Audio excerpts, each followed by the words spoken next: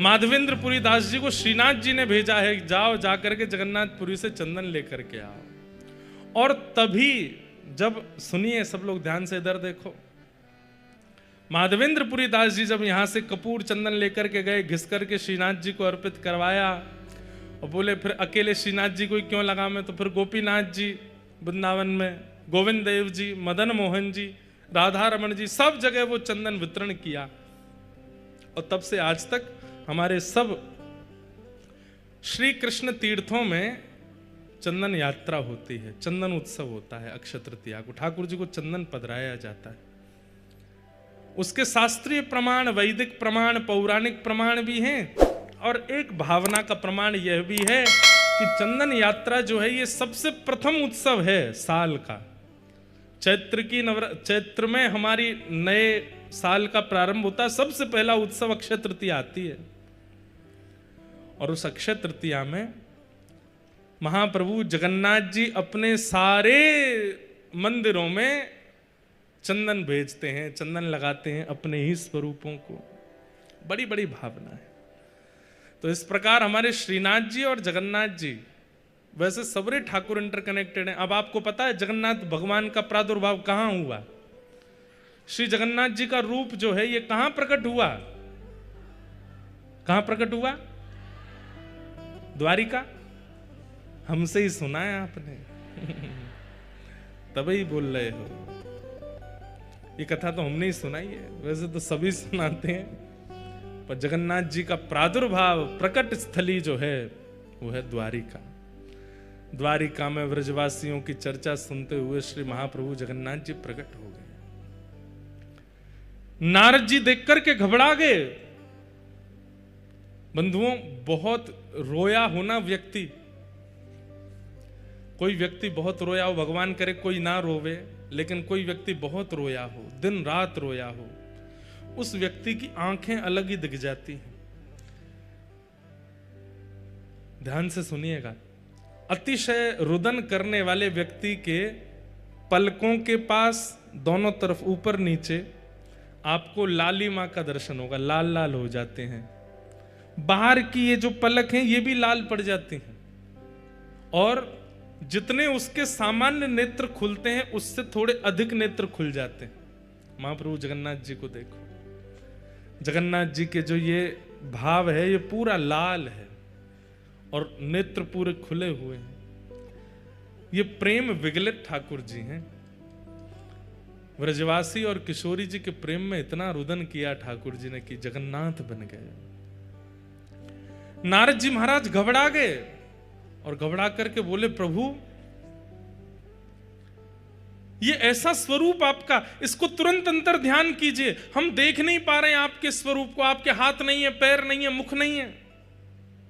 महाप्रभु जगन्नाथ जी बोले, नहीं, अब तो ये स्वरूप प्रतिष्ठित होगा और पूरे विश्व को बताने के लिए कि प्रेम की अवस्था मुझे कितनी प्रिय है, प्रेम मुझे कितना प्रिय है, ये सबको बताने के लिए अब ये स्वरूप प्रतिष्ठित होकर विराजमान होगा।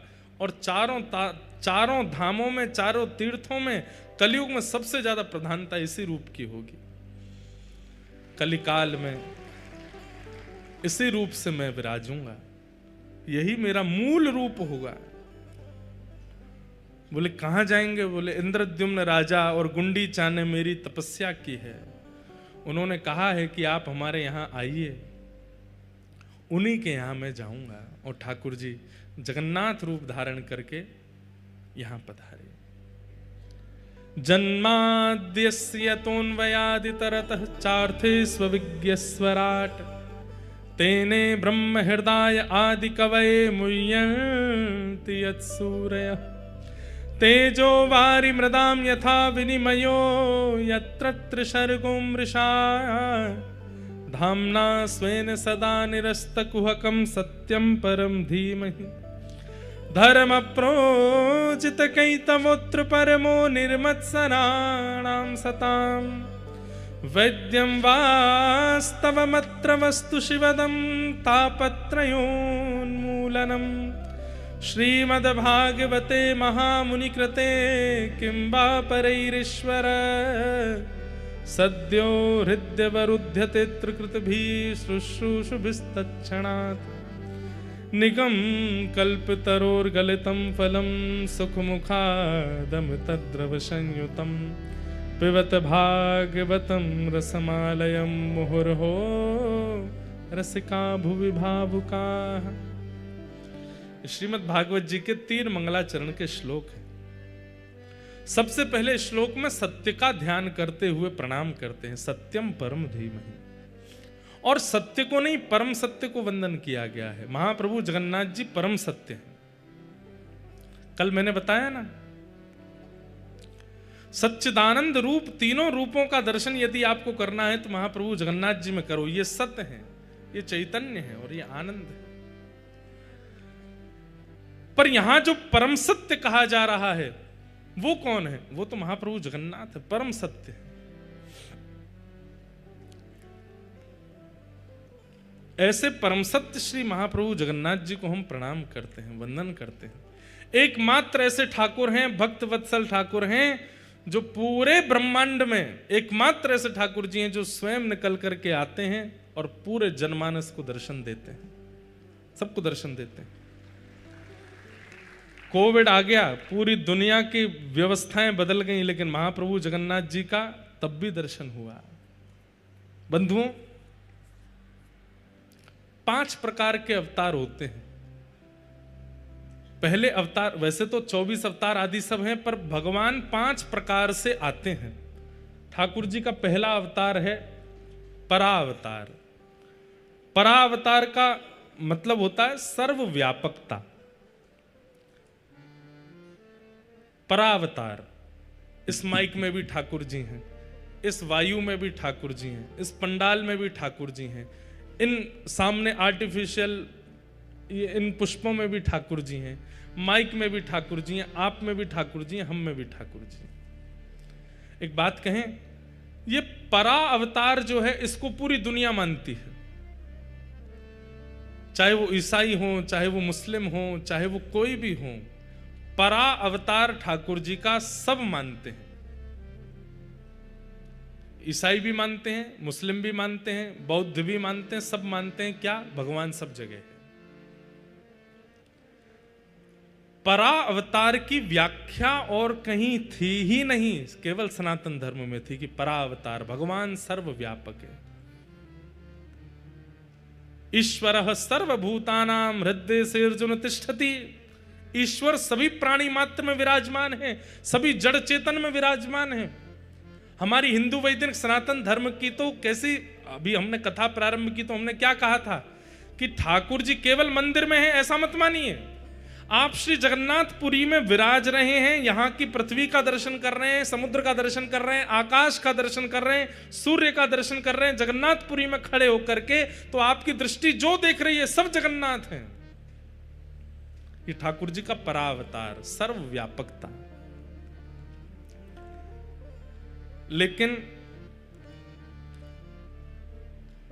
सर्वव्यापकता से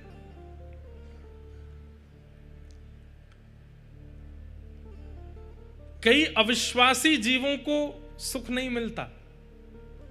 ठाकुर जी सर्वत्र हैं, हरि व्यापक सर्वत्र समाना, सर्वत्र व्यापकता है उनकी। लेकिन कई लोगों को विश्वास प्रतिष्ठित करने के लिए सर्वव्यापकता कहने मात्र से काम नहीं चलेगा। ये बात मानने की हो सकती है कि ठाकुर जी सर्वव्यापक हैं, लेकिन कई बार हम मानव है ना, हम लोगों के चित्त में दोष बहुत जल्दी आ जाते हैं। सर्वव्यापकता ठाकुर जी की है तो फिर किसी को पाप करना ही नहीं चाहिए था। बहुत ध्यान से सुनिएगा, ठाकुर जी सब जगह हैं तो फिर दुनिया में पाप होने ही नहीं चाहिए। सबको ये बात लगनी चाहिए, पता होनी चाहिए ठाकुर जी देख रहे हैं, ठाकुर जी यहाँ भी तो हैं, यहाँ भी तो बैठे, लेकिन फिर भी व्यक्ति पाप क्यों कर देता है?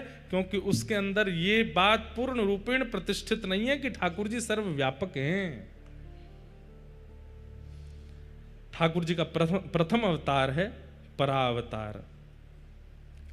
इसलिए ठाकुर जी परावतार से एक और अवतार धारण करते हैं, जिससे लोगों के मन में थोड़ी ये तो भावना आ जाए कि भाई यहां ठाकुर जी तो बैठे ही हैं, यहां मुझे कुछ नहीं करना। और उस अवतार का नाम है विभव अवतार। तो विभव अवतार ठाकुर जी के कौन से हैं? राम अवतार, कृष्ण अवतार, परशुराम अवतार, कूर्म अवतार, कच्छप अवतार, नृसिंह अवतार, वराह अवतार। इन अवतारों में रूप धारण करके ठाकुर जी ने परा अवतार की पुष्टि कर दी। अच्छा, तुम नहीं मानते सब जगह भगवान है, तो लो मैं खंभ से प्रकट होकर के दिखा देता हूं कि मैं यहां भी हूं।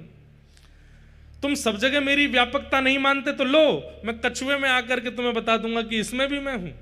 तुम सब जगह मेरी व्यापकता नहीं मानते, तो अत्यंत जिसको अलग माना जाता है, जिसको कोई छूता भी नहीं है, ऐसे वराह के रूप में भगवान प्रकट हो गए। बोले लो तुम जिसको छूते तक नहीं हो उसमें भी मैं हूं।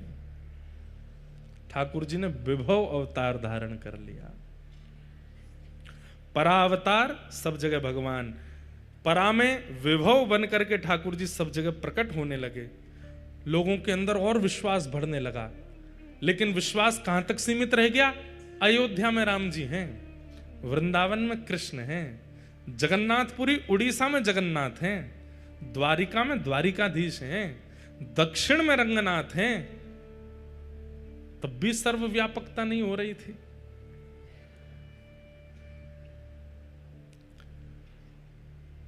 ठाकुर जी ने मन में विचार किया, अब क्या करें? अब इस सर्वव्यापकता को कैसे और ज्यादा रूप धारण कराएं? तब ठाकुर जी ने व्यूह अवतार धारण किया। व्यूह अवतार का अभिप्राय, ठाकुर जी एक से अनेक बन जाते हैं। तो जैसा मैंने आज कथा में बोला, व्यूह अवतार कौन सा? महाप्रभु जगन्नाथ जी भी जगन्नाथ हैं, वो तो जगन्नाथ हैं ही, उनका मंदिर भी जगन्नाथ है। इसलिए शिखर दर्शन की महत्ता। एकादशी के दिन पंढरपुर में, महाराष्ट्र में लाखों करोड़ों की तादाद में भीड़ जाती है दर्शन करने के लिए। सब लोगों को तो भीतर जाने का अवसर नहीं मिल पाता। लाइन भी अगर लगा देंगे कि लाइन से सब लोग जाओ, तो एकादशी निकल जाएगी, उसके बाद में कईयों को दर्शन होंगे। और वो आए तो थे कि एकादशी तिथि पे ही दर्शन करना है। तो फिर वहां के संतों ने, रसिकों ने पंढरपुर की प्रणालिका में यह व्यक्त कर दिया कि पंढरपुर में एकादशी के दिन ठाकुर जी मंदिर में हैं ही नहीं। तो बोले कहां है? शिखर पर बैठे हैं। शिखर पर बैठ करके ध्वजा रूप में सबको दर्शन देते हैं। इसलिए लाखों करोड़ों, वहां बोलते हैं वारी जाती है, और वो वारी चारों तरफ मंदिर के भ्रमण करते हुए केवल ध्वजा जी का दर्शन करती है। और ध्वजा दर्शन को ही श्री पंढरीनाथ दर्शन माना जाता है। केवल पंढरपुर में ऐसा नहीं है, पूरे विश्व में ऐसा ही है कि ध्वजा और शिखर साक्षात परमात्मा है। कोई व्यक्ति अत्यंत वीवीआईपी बनकर के आया और शिखर देखे ही नहीं, सीधे मंदिर में ही घुस गया और ठाकुर जी के दर्शन करके प्रस्थान कर गया, उसका दर्शन अधूरा माना जाएगा, क्योंकि उसने मूल तो दर्शन किया ही नहीं। ठाकुर जी का शिखर मूल है। एक प्रकार से कह दें तो क्या है? मेरे अंदर आत्मा है, मेरे अंदर मन है, मेरे अंदर बुद्धि है। अब आपकी इच्छा क्या है? मैं तो इसके मन से ही मिलूंगा, मैं तो इसकी बुद्धि से ही मिलूंगा, मैं तो इसकी आत्मा से ही मिलूंगा, बाहर वाले से मेरा कोई अभिप्राय नहीं। ऐसा नहीं होता। बल्कि सामान्य संसार में तो ऐसा है कि बाहर वाले शरीर से ही सारे संबंध होते हैं, अंदर वाले को तो हम पहचान ही नहीं पाते। उल्टा होना चाहिए। मंदिर में भीतर वाले का दर्शन बाद में, बाहर वाले का दर्शन पहले। और संसार में व्यक्ति के भीतर पहले झांको, बाहर वाले से ज्यादा आकर्षण मत रखो। हम शरीर पर, रूप पर, रंग पर ज्यादा आकृष्ट हो जाते हैं, उसके हृदय का दर्शन नहीं कर पाते। मंदिर में भीतर दर्शन मिल जाए तो अच्छा, नहीं तो बाहरी दर्शन कर लो, शिखर देख लो बस। और संसार में व्यक्ति के बाहर से ज्यादा प्रभावित मत हो, उसके भीतर झांको, भीतर देखो। तो व्यूह रूप क्या है? वही जगन्नाथ जी अपने श्री मंदिर के रूप में भी हैं, वही श्री मंदिर जगन्नाथ तीर्थ के रूप में भी है, वही तीर्थ महोदधि समुद्र के रूप में भी है, वही महोदधि महाप्रसाद के रूप में भी है, वही महाप्रसाद जगन्नाथपुरी में विचरण करने वाले यहाँ के लोकल जो लोग हैं उनमें भी है। ये ठाकुर जी का व्यूह रूप है।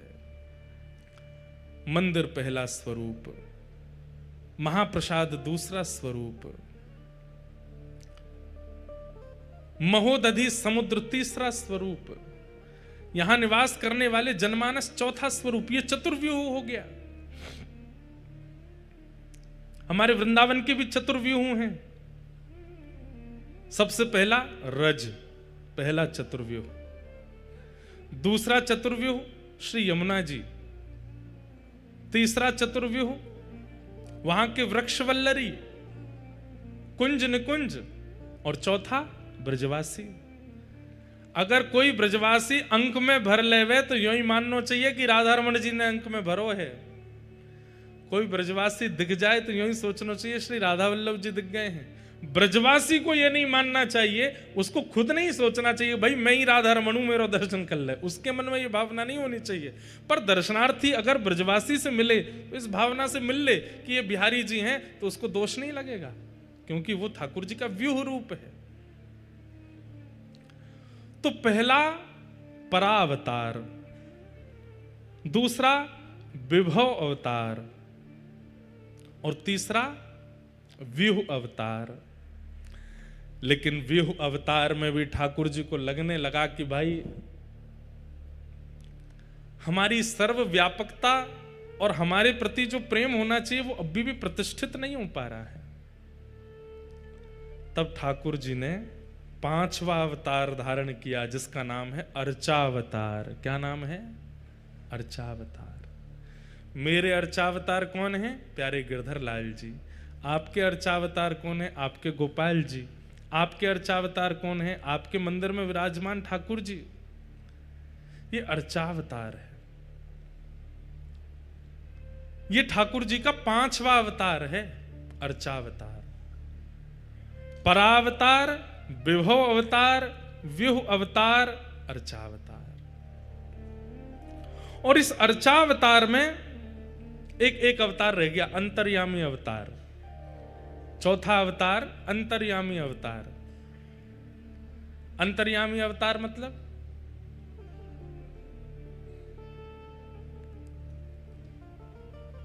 आपने मुझसे कहा महाराज जी बहुत जोर की प्यास लगी है, पानी चाहिए। तो मैंने कहा तुम जहां बैठे हो वहां नीचे पानी है, बोरिंग करवाओ, खुदवाओ, पानी निकाल के पी लो। मेरी बात असत्य है? जहां आप बैठे हो वहां नीचे पानी नहीं है, लेकिन मेरा यह कहना कि बोरिंग करवाओ, पानी निकलवाओ और प्यास बुझा लो। आप कहोगे महाराज जी प्यास लगी है, बोरिंग करवा के पानी निकलवाएंगे तब तक तो प्राण चले जाएंगे। ठाकुर जी का चौथा अवतार क्या है? अंतर्यामी। आपने कहा मुझे श्याम सुंदर से मिलना है, मुझे जगन्नाथ जी से मिलना है, मुझे राघव से मिलना है, मुझे माधव से मिलना है। तो मैंने क्या कहा? तुम जहां खड़े हो वहीं हैं, पर इससे आपका समाधान नहीं होगा। मेरी बात सत्य नहीं है ठाकुर जी वहां पर प्रकट करना पड़ेगा। दूध से दिया नहीं जला जा सकता, लेकिन दूध में घी नहीं है ये आप अस्वीकार नहीं कर सकते। दूध में घी होता है, पर दूध से दिया नहीं जलेगा, प्रकट करना पड़ता है। तो चौथा अवतार भगवान का अंतर्यामी अवतार है। आप जहां हो, जैसे हो, आप कलकत्ता में हो, मुंबई में हो, जयपुर में हो, महाराष्ट्र में हो, तमिलनाडु में हो, जहां हो सब जगह राधा रमण जी हैं। पर आपको याद आ रही है कि मुझे राधा रमण जी से मिलना है, तो मैं ऐसा कह दूं तुम जहां वहीं हैं, तो हैं, तो ये बात सत्य तो है, पर उनको अनुभव करने के लिए प्रकट करना पड़ेगा। प्रोसेस लंबा है।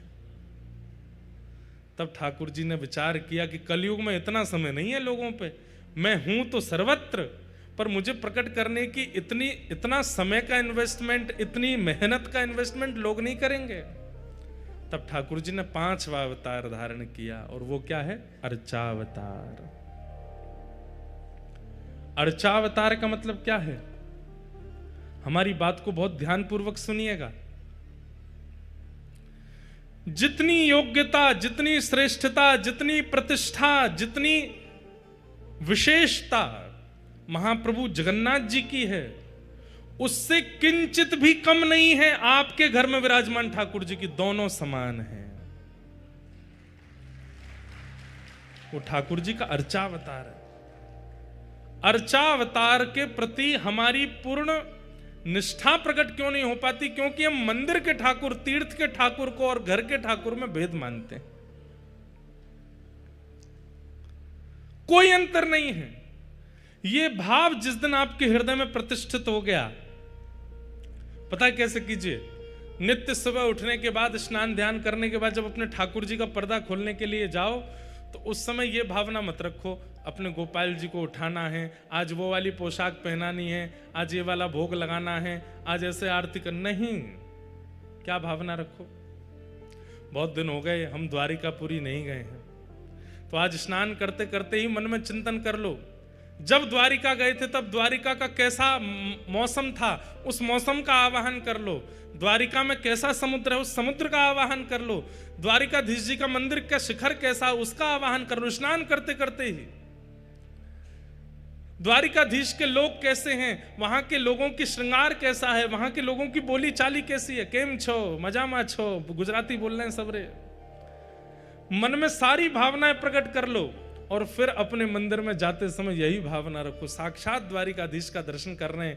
कपाट खोलते ही जय द्वारिकाधीश कहकर के प्रणाम करो। आपके ठाकुर जी का दर्शन और प्रणाम श्री द्वारिकाधीश जी के दर्शन से किंचित कम नहीं होगा, ठीक उतना ही फल मिलेगा जितना द्वारिकाधीश जी के दर्शन में मिलता है।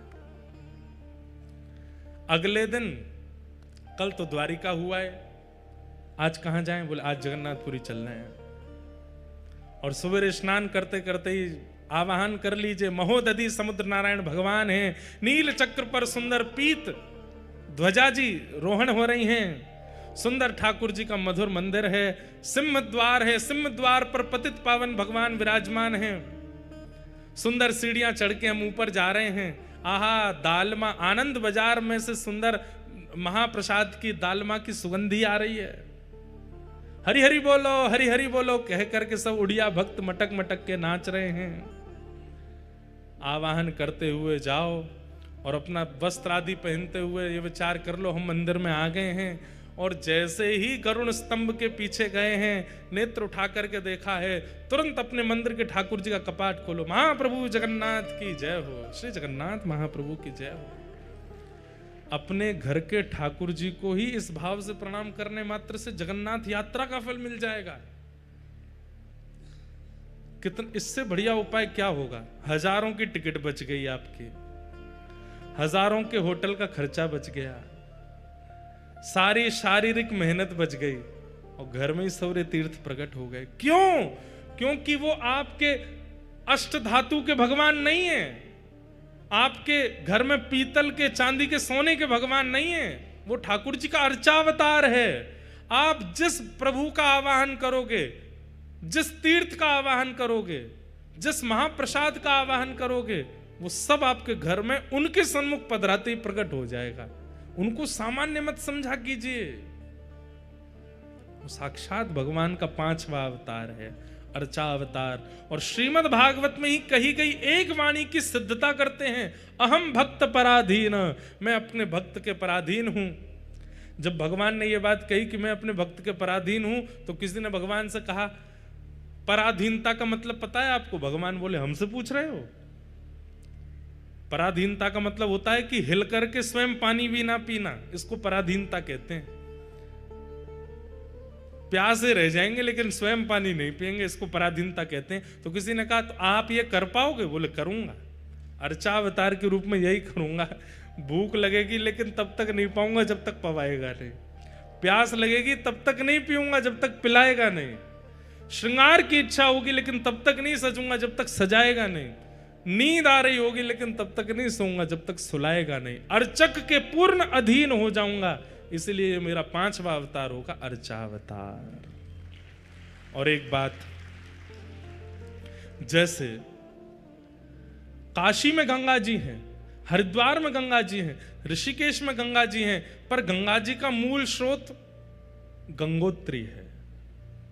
वृंदावन में यमुना जी हैं, दिल्ली में यमुना जी हैं, अन्य अन्य क्षेत्रों में यमुना जी हैं, पर मूल स्रोत यमुनोत्री है। ऐसे ही आपके घर लड्डू गोपाल हैं, आपके घर त्रिभंग ललित ठाकुर जी हैं, मेरे पास श्रीनाथ जी हैं, पर इन समस्त ठाकुरों के मूल स्रोत अर्चावतार, सबसे विशेष अर्चावतार कौन से हैं? बोले महाप्रभु जगन्नाथ जी, ये अर्चावतार है। ये सारे हमारे घर के ठाकुरों के एक बात कह दें तो मूल स्रोत हैं जगन्नाथ जी। वैसे इनका नाम क्या है? जगन्नाथ, पूरे विश्व के नाथ। लेकिन रथ पे बैठना हो तो खुद चल के नहीं आते। यहां से पंडाओं के कंधा पे हाथ धरेंगे, इधर से पंडाओं के कंधा पे हाथ धरेंगे, खूब सारे पंडा पुजारी महाराज घेर लेंगे। और फिर इतना ही नहीं है, ठाकुर जी को बढ़िया पाश में बांधते हैं, सुंदर मोटी पाश में बांधते हैं और ठाकुर जी को खींचते हैं आगे। ठाकुर जी पीछे लुढ़कते हैं, फिर आगे आते हैं, फिर पीछे लुढ़कते हैं, फिर आगे आते हैं। हमने तो प्रत्यक्ष देखा जब अभी बाहुड़ा यात्रा में आए, बलभद्र जी निकले मंदिर से, इतने सीधे बेचारे बलभद्र जी सीधे रथ में गए, कहीं भी लुढ़के नहीं, किसी को परेशान नहीं किया, प्रेम से उछल उछल के सीधे रथ में पहुंच गए। सुभद्रा जी तो और भी प्यारी हैं, ऐसी गोद में जाती हैं वो तो। सुभद्रा जी तो नीचे ऐसे ऊपर उठा के ले जाते सुभद्रा जी को। सुदर्शन जी महाराज भी बड़े प्रेम से गए। लेकिन जब इनकी बारी आई, उस समय दर्शन कर रहा था, 500 से अधिक वैष्णव ठाकुर जी को खींचते हैं, 1000 होते होंगे। अरे कितने भी भारी क्यों ना हो, खूब प्रेम से उठ जाते हैं। जो अर्चक सब हैं वो सब बताते हैं, बोले कभी तो इतने हल्के हो जाते हैं कि ऐसा लगता है कि कोई फुआ रुई का उठा लिया हो। और कभी कभी महाराज जी प्रत्यक्ष देखा, कभी इधर वाले इन पर गिर जाएं, गिर ही जाते हैं, बिल्कुल दया नहीं करते, नीचे आगो तो खेल रहे हैं, ऐसे गिर जाएंगे, फिर यूं हो जाएंगे, फिर पीछे की तरफ जाएंगे, फिर आगे की तरफ आएंगे, कभी यूं हो जाएंगे। खूब आनंद करते हुए जाते हैं ठाकुर जी। क्यों? अहम भक्त पराधीन है। एक ने भी अगर ठाकुर जी को उठाने में नेक ढिलाई करी तो वही के ऊपर गिरते हैं। बोले अच्छा ढीला छोड़ रहा, उठा मोकू। क्यों? ये अर्चावतार हैं, अर्चक हैं। हम हमारे अधीन रहते हैं ठाकुर जी। तुम सजाओगे तो सजूंगो, तुम खवाओगे तो खाऊंगो, तुम उठाओगे तो उठूंगो, तुम सुलाओगे तो सोऊंगो। बंधुओं, अपने आप को प्रेमी कहना बंद कर दीजिए। आप क्या प्रेम करते हैं ठाकुर जी से? ठाकुर जी प्रेम करते हैं आपसे। ऐसी पराधीनता हम लोगों में नहीं है ठाकुर जी के प्रति। किसी ने पराधीनता का मन बना लिया कि ठाकुर जी पवाएंगे तो मैं पाऊंगा। हमारे पूज्य श्री मलुकपीठ वाले महाराज जी कथा सुना रहे थे। आचार्य चरण जब अपने बाल अवस्था में थे, श्री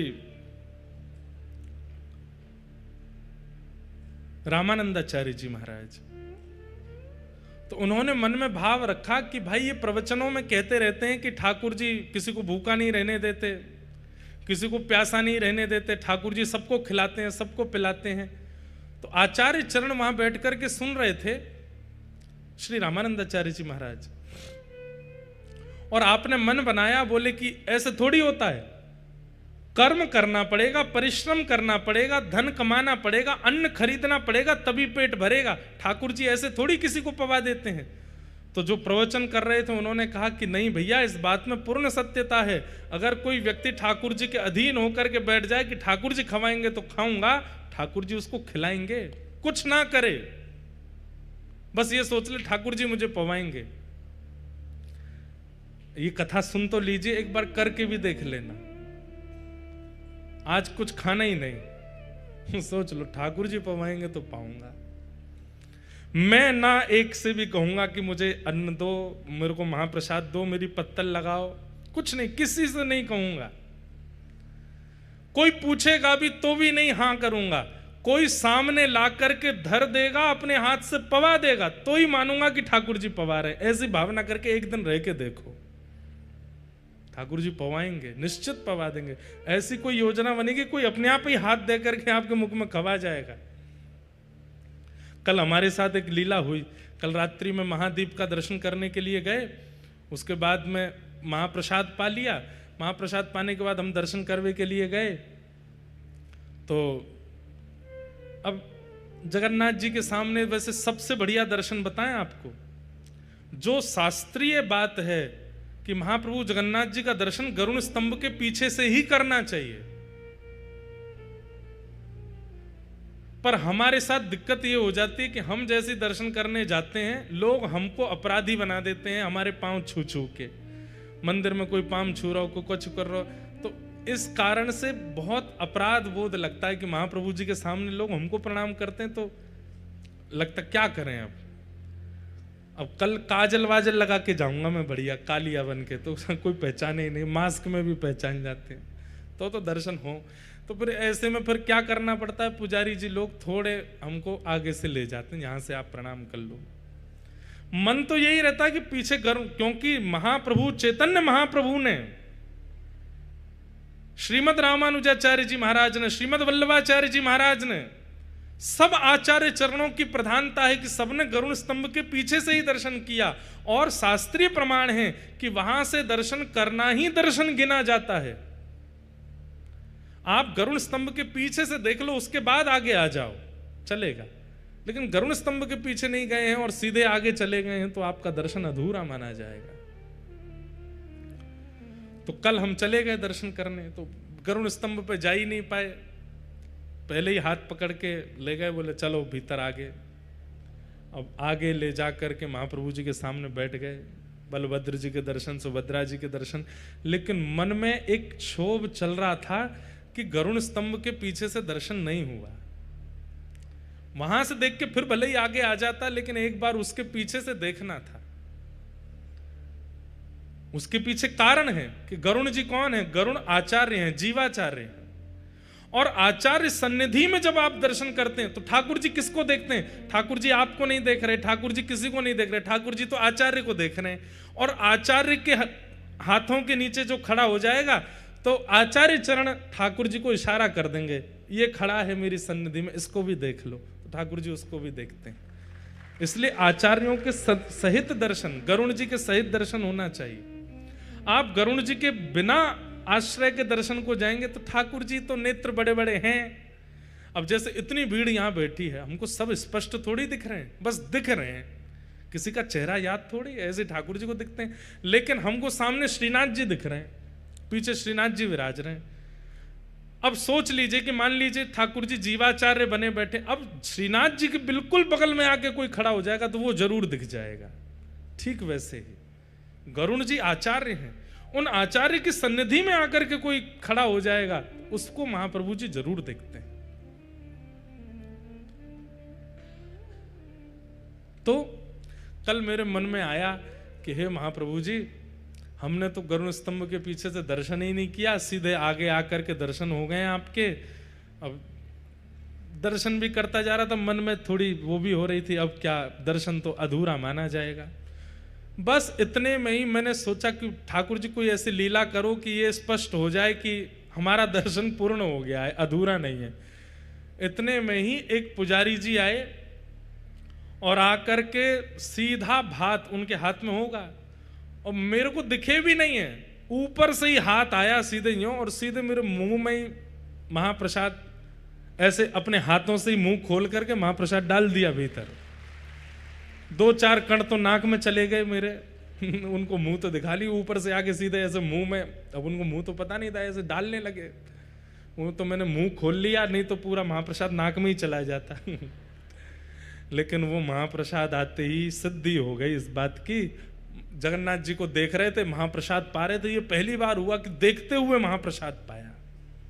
और वो भी अर्चक के द्वारा, ठाकुर जी की सेवा करके ही निकले होंगे, उन्होंने सीधे आके मुंह में पधरा दिया, तो ये प्रमाणित हो गया। महाप्रभु जी बोले कि लाला तू चिंता मत कर, तू तो ब्रजवासी है, तू जहां ते दर्शन कर लेगो पूरा ही मान हो जाएगा, ले महाप्रसाद पा ले।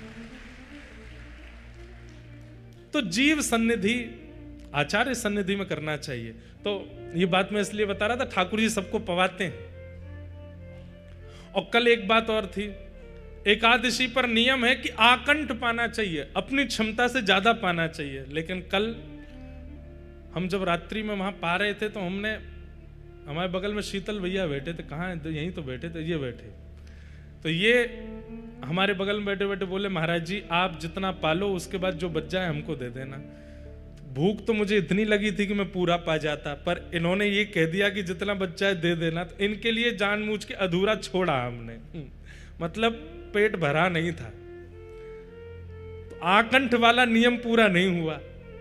तो मंदिर में जाके जब ठाकुर जी के सामने बैठे, भीतर से आके पुजारी जी ने जब पवाया तो आकंठ हो गया, वो नियम भी पूरा हो गया कि एकादशी पर दुगना पाना चाहिए। ठाकुर जी पवाते हैं। तो श्रीमन रामानंदाचार्य जी ने अपनी बाल अवस्था में विचार किया कि बिना कर्म किए ठाकुर जी थोड़ी किसी को पवा देंगे, लेकिन प्रवचनकर्ता आचार्य ने कहा कि नहीं, ठाकुर जी पवाते हैं पवाते हैं पवाते हैं, नहीं विश्वास होता तो नियम धारण करके देख लो। तो आचार्य चरण बोले ठीक है, मैं कुछ नहीं करूंगा, एकांत में बीहड़ जंगल में जाके बैठ जाऊंगा और देखता हूं ठाकुर जी पवाते हैं कि नहीं। और आपने एक विशेष बीहड़ जंगल ढूंढा जहां कोई नहीं आए। एक नदी के तट पर विशाल वृक्ष था, रास्ता भी नहीं था वहां पर, और वहां जाकर के पेड़ के ऊपर जाकर के बैठ गए। और प्रवचनकर्ता आचार्य ने कहा था राम राम जपो, राम जी पवाएंगे। राम राम जपने लगे, राम राम राम राम राम राम राम राम, देखूं ठाकुर जी पवाएंगे कि नहीं। 4-5-6 घंटे व्यतीत हो गए। इतने में ही कुछ तीर्थ यात्री पता नहीं कैसे वहां आ गए, और वो तीर्थ यात्री अपने साथ भोजन सामग्री लेकर के चल रहे थे, और उसी वृक्ष के नीचे बैठ करके उन्होंने अपनी सारी भोजन सामग्री सामने रखी। तो ऊपर बैठे रामानंदाचार्य जी बोले भोजन सामग्री तो आ गई, पर मैंने तो प्रण लिया है, अपने हाथ से उठा के भी नहीं पाऊंगा, ठाकुर जी पवाएंगे तो ही पाऊंगा। ऐसा भी तो हो सकता है कि इन तीर्थयात्रियों को उन्हीं आचार्य चरणों ने भेज दिया होगा, मेरे को ढूंढवा के वहां बैठा है, वो कह के गया है कि राम जी प्रसाद पवाएंगे। हो सकता है कि उन्हीं आचार्यों ने भेज दी हो, लेकिन मैं भी ढीठ हूं, अपने हाथ से पाऊंगा नहीं। जो ठाकुर जी अपने आप मुंह खोल करके पवाएंगे तो ही मानूंगा कि राम राम नाम का प्रभाव है ये। बैठ गए ऊपर। अब यहाँ तीर्थयात्री नीचे बैठ करके प्रसाद बस उन्होंने खोला ही था, आचमन करके पाने लगे। इतने में ही उस क्षेत्र का डाकू आ गया और खूब सारे अपने साथ में डकैतों को, छोटे मोटे चोरों को लेकर के आया, और सब ने आकर के धनुष बाण तलवार आदि निकाल ली और उन तीर्थयात्रियों से बोला हाथ ऊपर करो और जो भी कुछ है सब हमको समर्पित कर दो। अब जितने झोला थे, जितने सब कुछ थे, सब कुछ उन लोगों को अर्पित कर दिया। बोले भोजन प्रसाद भी सब हमको दे दो। बोले सब आपका है महाराज, ले लो और तुम लोग यहां से भागो।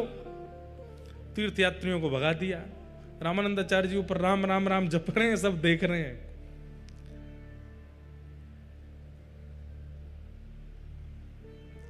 इतने में ही अब वो सब लोग बैठे, बोले महाराज धन धान्य तो ज्यादा नहीं मिला लेकिन भोजन बढ़िया मिल गया है, आइए चकाचक पाते हैं। तो जो मुखिया था डाकू का, बोला सुनो सुनो रुको, ये बीहड़ जंगल है, यहां कोई आता तो नहीं है, ये तीर्थयात्री यहां कैसे आ गए? इस बीहड़ जंगल में हम लोग ही घूमते हैं, कहीं ऐसा तो नहीं राजा बहुत दिन से हमको पकड़वाना चाहता है और हमको पकड़वाने के लिए उसने इन तीर्थयात्रियों को भेजा और ये सुंदर सुंदर पकवान बनवा करके भेजे ताकि हम जब लूटें तो ये पकवान भी हमारे पक्ष में आ जाएं। और इन पकवानों में हो सकता है राजा ने कुछ विष आदि मिला दिया होगा ताकि हम पावें तो हम सबके प्राण निकल जाएं और राजा का जो भय है हमसे वो दूर हो जाए। मुझे तो लगता है इन पकवानों में कुछ मिला हुआ है। सबके साथ में जो सब डाकू के संग में थे वो लोग बोले कि अब महाराज आप भी क्या सोचने बैठ गए, भूख लगी है बहुत जोर की, पा लेते हैं। बोले नहीं नहीं, पाना तो मुझे भी है लेकिन पहले किसी अन्य को पवा करके देखो, इसमें विष तो नहीं है। अब बोले अन्य कौन है? वो तीर्थयात्री थे, उनको आपने भगा दिया, ढूंढो कोई तो मिलेगा। इतने में ही जिस वृक्ष पर रामानंदाचार्य जी बैठे थे, अपने आप ही उनके बगल का एक फल टूट के नीचे गिरा। फल जैसे ही नीचे गिरा, डाकुओं की दृष्टि ऊपर गई। ऊपर देखे तो रामानंदाचार्य राम राम राम राम जप रहे थे। पकड़ो इसको, नीचे बुलाओ। पकड़ करके नीचे बुलाया। बोले हाथ पैर बांधो। हाथ पैर बांध दिए, बोले इसका मुंह खोलो। जैसे ही मुंह खोला बोले अब इसको पवाओ। अब यहां तो डाकू ये देखने के लिए पवा रहा था कि भाई इसमें विष है कि नहीं, लेकिन जैसे ही प्रथम ग्रास डाला आचार्य चरण के नेत्र अश्रु से भर गए। अब पवाने के बाद में रामानंदाचार्य जी बोले पवा भी देंगे, चबाऊंगा भी खुद नहीं। राम जी मुंह खोल के चबाएंगे तो ही पाऊंगा। अब मुंह में तो दे दिया, अब यहां तो इनका नियम चल रहा है, लेकिन वो डाकू सोच रहे हैं जरूर इसमें विष है इसलिए खा नहीं रहा, इसका मुंह पकड़ के जबरदस्ती खवाओ। रामानंदाचार्य जी रुदन करने लगे। थोड़ी देर बाद जब मुक्त कर दिया, डाकू बोले विष नहीं है, हम भी पा लेते हैं। पा करके चले गए। उसी दिन आपने घर बार त्याग दिया और श्री राम आश्रय ले लिया। बोले भैया आज प्रण करके ये अनुभव हो गया कि राम जी पवाते। और ये बात हम केवल सुना के आपको आनंदित कर रहे हैं ऐसा नहीं है। 7 दिन है जगन्नाथपुरी में, किसी एक दिन करके देख लो। आज हम ना तो खुद थाली लगाएंगे, ना किसी से बोलेंगे, ना याचना करेंगे, देखते हैं रात्रि तक महाप्रभु जी पवाते हैं कि नहीं। मुझे बोलने में डर तो लग रहा है, लेकिन अपने लाला पे विश्वास है वो पवा ही देंगे। कोई ना कोई ऐसी योजना बनेगी, चाहे एक दिन का भी राह चलता हुआ व्यक्ति आपको दे करके स्वयं दे करके जाएगा, लेकिन मिलेगा जरूर। ठाकुर जी पवाते हैं, सबका ध्यान रखते हैं ठाकुर जी। वे कौन हैं? वे अर्चावतार हैं। और उन्हीं अर्चावतार का मूल विग्रह यदि इस धराधाम पर कहीं विराजमान है तो वो श्री जगन्नाथपुरी में जगन्नाथ महाप्रभु अर्चावतार। तो भगवान के 5 अवतार हैं, व्यूह अवतार, विभव अवतार, अंतर्यामी अवतार और परा अवतार और अंतिम अर्चा अवतार। ये ठाकुर जी के 5 अवतार हैं। उनमें अर्चा अवतार हम सबके पास में विराजमान है। इसलिए महाप्रभु जगन्नाथ जी का अगर अति भीड़ के कारण दर्शन न भी हो पाए, अपने ठाकुर जी को ही महाप्रभु जगन्नाथ जी के रूप में देख लो, वही समान फल प्राप्त होता है। इसका मतलब यह भी नहीं है कि आप तीर्थ आना बंद कर दें। तीर्थ में आने का अवसर मिलता हो, तीर्थ में कथा सुनने का अवसर मिलता हो तो आना चाहिए, निश्चित आना चाहिए। हर साल तीर्थ यात्रा करनी ही चाहिए। लेकिन जब तीर्थ नहीं जाते, अपने घरों पर रहते हैं, तो तीर्थों का आवाहन अपने घर पर कर लेना चाहिए। आपके अर्चावतार बड़े वर्सटाइल हैं महाराज, घर के ठाकुर जी जैसा वर्सटाइल कोई नहीं होगा। यही जगन्नाथ हैं, यही श्रीनाथ हैं, यही द्वारिकानाथ हैं, यही बद्रीनाथ हैं, यही राधारमण, यही श्रीनाथ, सब कुछ है। धर्म प्रोचित कैतवोत्र परमो निर्मत्सराणां सताम् वैद्यं वास्तवमत्र वस्तु शिवदं तापत्रयोन्मूलनम् श्रीमद्भागवते महामुनिकृते किं वा परीरीश्वर सद्यो हृद्यवरुध्यतित्रकृतभिः शुश्रूषुभिस्तत्क्षणात्। बंधुओं, एक भगवान का 6वां अवतार और है, और वो है ग्रंथावतार, श्रीमद् भागवत। और ये तो सबसे विशेष अवतार है। क्यों? अगर श्रीमद् भागवत जी नहीं होती, आप परावतार को नहीं पहचान पाते। श्रीमद् भागवत जी नहीं होती, आप व्यूह अवतार को नहीं पहचान पाते, आप विभव अवतार को नहीं पहचान पाते, आप अर्चावतार को नहीं पहचान पाते। इसलिए भगवान का एक 6वां अवतार और है, वो है पुराण अवतार, श्रीमद् भागवत। जैसे उन अवतारों के लिए अपने अपने नियम हैं, ऐसे इन भागवत जी के नियम क्या हैं? सबसे पहला नियम, भागवत जी क्या करती हैं? परम धर्म का बीजारोपण करती हैं सुनने वाले के चित्त में। जब व्यक्ति अपने शरीर को प्रमुख मान करके उसकी क्रियाएं करता है, ऐसा व्यक्ति धार्मिक माना जाता है। लेकिन जब व्यक्ति शरीर से इतर होकर के आत्म कल्याण की भावना चित्त में रखता है, तो उसी व्यक्ति को परम धार्मिक माना जाता है।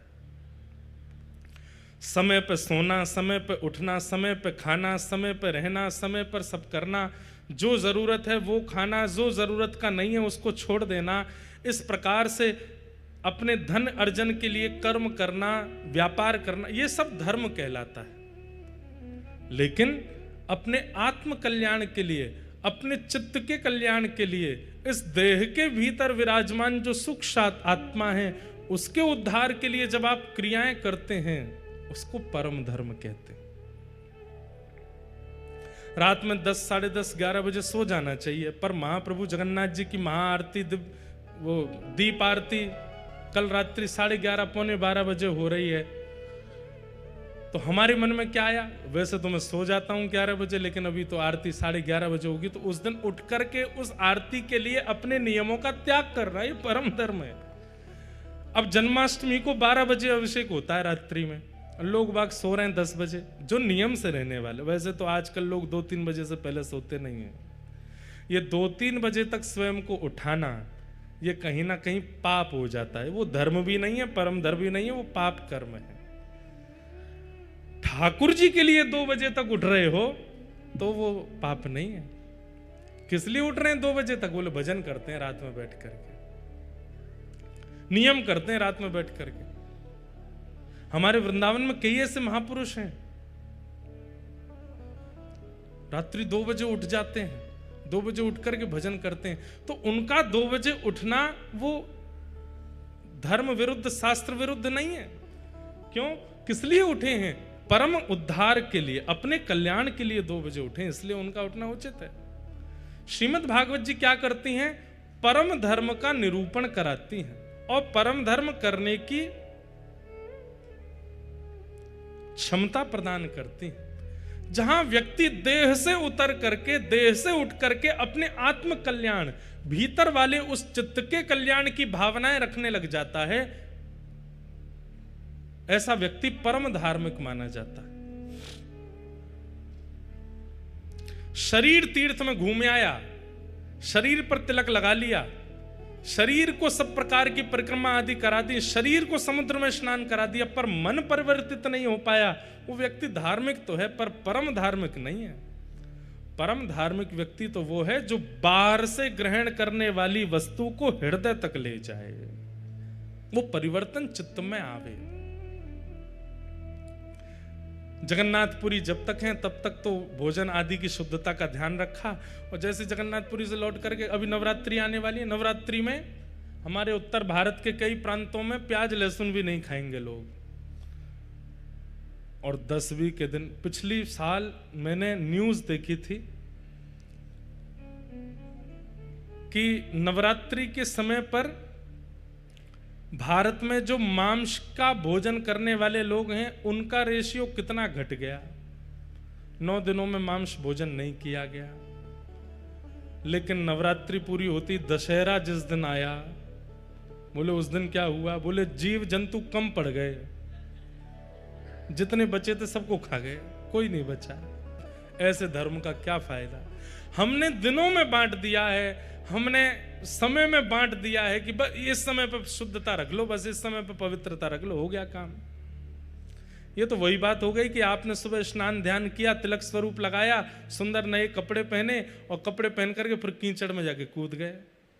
किसी ने पूछा, अरे भाई कीचड़, अरे सुबह तो नहाया था मैं, कीचड़ में कूद गया तो क्या हो गया? नवरात्रि व्रत तो किए थे मैंने, एकादशी जन्माष्टमी व्रत तो किया था मैंने, आज अगर थोड़ी सी पी ली, थोड़ा सा खा लिया तो उसमें क्या हो गया? ऐसा थोड़ी होता है। हर दिन नवरात्रि है, हर दिन पवित्रता है। ये भावना चित्त में प्रकट होना, इसी को परम धर्म कहते हैं। और ये भावना कैसे प्रकट होगी?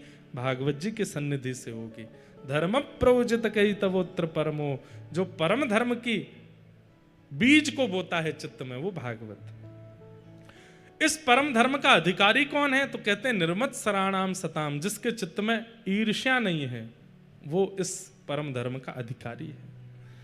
वैद्यम वास्तवमत्र वस्तु शिवदम, भागवत जी क्या करती हैं? ठाकुर जी से संबंध कराती हैं। कैसा संबंध? बोले शिवदम, कल्याणकारी।